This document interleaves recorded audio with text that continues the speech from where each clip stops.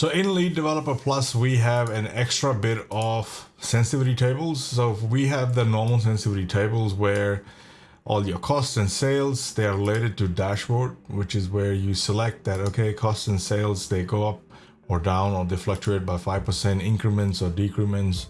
And based on that, you have certain values like development profit, what it would look like, profit per unit, development margin on cost. But because this is built to rent feasibility, we have other things in it as well. So we also have a development margin on revenue over here. And then we have residual land value calculated on the basis of target development margin and also target internal rate of return. So if you go here, you'll be able to see that your target margin is 20 and your target IRR is 10%. And that's what this is related to. And we calculate the land value and we create a little metric. So if you've got 20%, 18, 16, what it looks like, oopsie, and so on. And you had the same thing here as well. So if it starts at 10%, so it'll always start at what you have put in as a target. And what we do is we also show you what it would look like if it was 18 or 16. If again your target was 18 or 16, and the same thing with if your target was your IRR target was 8 or 6 or 12 or 14 and so on. So that's what this whole table is all about.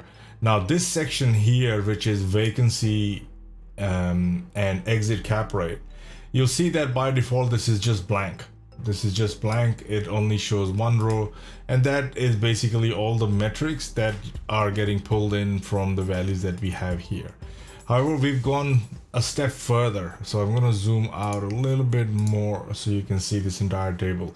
We've gone a step further in the sense that with these vacancy rate at 3% and 4%, we've created a table so that what happens if the vacancy rate goes down, and then what happens if the vacancy rate goes up, and what happens with the exit cap rate, whatever value that we have. Now this again is coming from the value that must have selected based on your market cap rate over here. And so because these calculations take a lot of time for each of the rows, we have a separate sensitivity button here.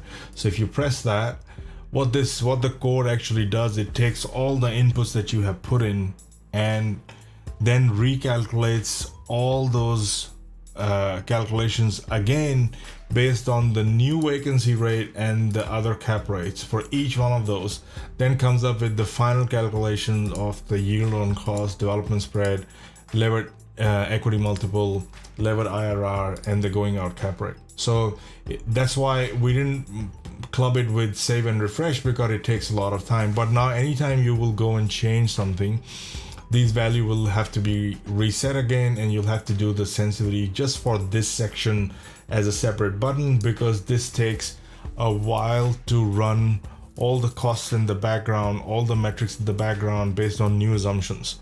By changing the vacancy rate, how would that impact the yield on cost, or how would that impact the levered EMX or things like that. So that is what this table is all about.